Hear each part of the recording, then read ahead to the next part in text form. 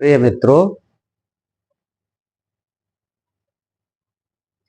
आपके चैनल बोधि सुविचार के माध्यम से आप सभी को भगवान बुद्ध की देशनाएं हैं, वो देशनाओं को हम आप तक पहुंचाते रहते हैं। ये देशनाएं भगवान बुद्ध के ज्ञान प्राप्ति के बाद है और उनके परिनिर्वाण के पहले की जो देशनाएं हैं वो सभी का इसमें समावेश है। ये महत्वपूर्ण ग्रंथ त्रिपिटक के खुद्दक निकाय का दूसरा भाग है।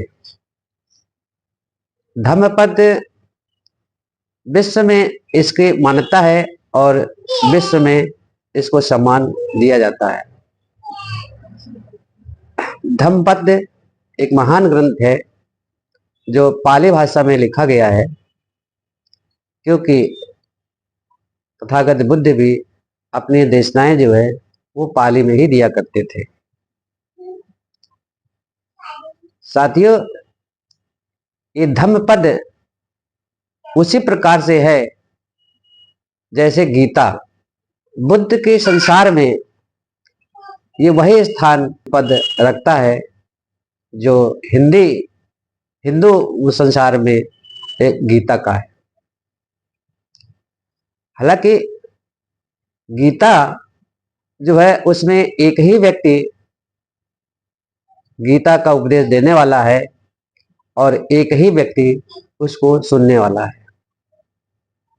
लेकिन यहाँ धम्मपद तो भगवान की देशनाएं जो है समस्त संसार सुनता है। साथियों,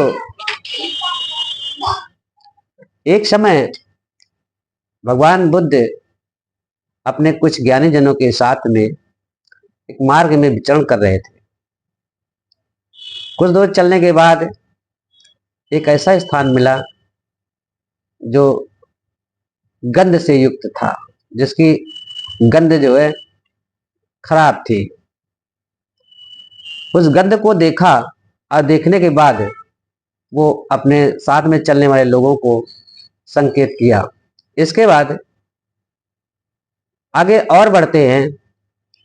आगे बढ़ने के बाद देखते हैं कि ये स्थान एक ऐसा है जहाँ अच्छी सुगंध आ रही है, अच्छा स्थान है। वो बताते हैं कि जैसे दुर्गंध युक्त स्थान होता है या दुर्गंध युक्त वायु होती है, और ऐसे दुर्गंध युक्त पदार्थों का ग्रहण करने वाला व्यक्ति भी दुर्गंध युक्त ही होता है। धीरे धीरे वो निकृष्ट होता है और अकारण वो दुशील हो जाता है। अकुशल कार्य करने में वो निपुण होता है। लेकिन जो ज्ञानी जन है वो ज्ञानी जनों की संगति में रहता है और रहते रहते और वैसे वैसे हो जाता है जैसे सुगंधित पदार्थ के साथ रहने वाला व्यक्ति। उसका शरीर सुगंधित हो जाता है, धीरे धीरे वो बुद्धिमान हो जाता है और पूर्ण को प्राप्त कर लेता है। साथियों, आज इसी धम्म पद से पंडित वग्गो के विषय में चर्चा करूंगा। साथियों, इस ग्रंथ में आप अभी तक देखते आए हैं धम्म पद में किसी भी प्रकार की हिंसा नहीं है। भगवान तथागत बुद्ध के द्वारा बताए गए सभी देशनाओं में कहीं भी किसी भी प्रकार की हिंसा नहीं पाएंगे। लेकिन हिंदू ग्रंथों में आप चाहे महाभारत उठा लीजिए, चाहे गीता ले लीजिए, चाहे रामायण ले लीजिए, सभी जगह पर हिंसा ही मिलती है। इसीलिए जो है भगवान बुद्ध का धम्म अत्यंत महत्वपूर्ण है और इसको विश्व ने सराहा भी है। इसी में निधीनम व औत्तारंग अयम पद से बद्ध जद्दस्निम निगद्यवादी मेघासी तदासितम पंडित भजे। अर्थात निधियों को बतलाने वाला और दोषियों का दोष दिखाने वाला, जैसे संयम, मेधावी, पंडित का साथ करें। अर्थात इसका कहने का तात्पर्य यह है कि जो बहुत से ज्ञान है, विज्ञान है, ऐसी चीजों को बताने वाला, ऐसे लोगों का साथ करने से स्वयं का कल्याण तो होता ही है और संसार में अन्य लोगों का भी कल्याण होता है। इसलिए मेधावी पंडित का साथ करें। पंडित का अर्थ यहाँ विद्वान से है, किसी ब्राह्मण वगैरह से नहीं है। इस तरह श्रावस्ती जेत वन में ही वो कहते हैं कि वो बदेयनुशास्यम असंभा च निवार्य संतंग ही सोपियो होति असंत होति अपियो। जो उपदेश दे, जो सुमार्ग दिखाए, सुंदर मार्ग दिखाए, कल्याण का मार्ग दिखाए, और जो कुमार्ग है, जो गलत रास्ता है, उससे वो दूर करे, उससे उसका वो निवारण करे, वो सज्जनों का प्रिय होता है। किंतु दुर्जनों का अप्रिय होता है, क्योंकि क्योंकि दुष्ट लोग जो है वो यदि गलत रास्ते पे जा रहे हो और उनको सही रास्ता दिखाने का प्रयास करते हैं तो वो आपको अपमानित कर देते हैं।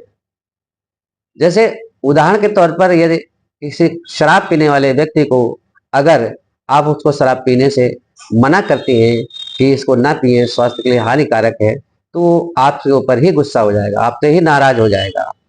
आगे तथागत कहते हैं कि ना भजे पाप के मित्ते, ना भजे पुरी साध में, भजे ये मित्ते कल्याणो, भजे पुरी सुत्ते।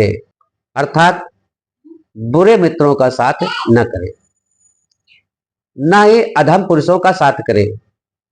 जो नीच प्रकृति के हैं, जिनको ज्ञान नहीं है, उनका साथ बिल्कुल न करें। अच्छे मित्रों का साथ करने से उत्तम पुरुष बनता है। यदि आप अच्छे मित्र का साथ करेंगे तो आपको बहुत कुछ सीखने को मिलेगा और बहुत कुछ सिखाने को भी मिलेगा। इसलिए उत्तम पुरुष का ही साथ करें। धम्म पीति ये सुखं सेति पिपस्सनेत चेतना, अर्यप वेदिति धम्मे सदा रहे पंडितो। धम्म पीति सुखम सेति, कहते हैं कि धर्म रस का पान करने वाला प्रसन्न चित्त में सुख पूर्वक होता है। जब आप सही रास्ते पर चलेंगे, सही मार्ग पर चलेंगे, सही धर्म के साथ चलेंगे, तो आप निश्चित ही है आप प्रसन्न रहेंगे, आप सुख और शांति से रहेंगे।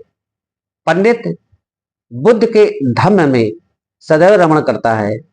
क्यों? क्योंकि बुद्ध का धम्म किसी भी दुर्गुणों से वो दूर है। इसलिए पंडित लोग जो है ऐसे धम्म का ही पान करते हैं। उदकम ही नियंती नेतिका उसुका नमयंती तेजनं, दारू नमयति तक्षणं अत्तानम दमयति पंडिता। या भगवान कहते हैं कि जो नहर का पानी है, उस नहर को के पानी को ले जाने वाले वो नहर के ही लोग होते हैं। वही लोग जो है नहर के पानी को ले जा पाते हैं। इसी तरह से जो पंडित लोग होते हैं, जो ज्ञानी लोग होते हैं, जो विद्वान लोग होते हैं, वो बाण वाले जो बाण को ठीक करते हैं, बढ़ई लकड़ी को ठीक करता है, और पंडित अपना दमन करते हैं। अपने जो चित्त में या मन में किसी प्रकार की जो गलत दृष्टि होती है, उसको वो नष्ट करते हैं। शीलो यथा एक घनो बतेन ना समीरति, एवं निंदा पंसुसासो न समिज्जति पंडिता। जैसे ठोस पहाड़ में हवा नहीं दिखती है। किसी ठोस पहाड़ है तो उसको हवा नहीं हिला पाती है, नहीं किसी प्रकार से उसको नुकसान पहुंचाती है। वैसे ही जो ज्ञानी जन है, जो पंडित जन है, वो निंदा और प्रशंसा से नहीं दिखते हैं। साथियों, ये धम्म पद का जो हमने व्याख्या किया है, या व्याख्या करते रहते हैं, और इसके माध्यम से आप लोगों का ज्ञान वर्धन करते रहते हैं। साथियों, आपका चैनल है, इस वीडियो को आप बहुत अच्छी तरह से देखें, समझें, और चूंकि आपका चैनल है ये, तो इसे सब्सक्राइब करना ना भूलें और इसको लाइक भी करें तथा अपने कमेंट जरूर दें। कमेंट ही एक ऐसा माध्यम है जिसकी वजह से हम आपके ज्ञान वर्धन में और अधिक कोशिश करेंगे। नमो बुद्धाय।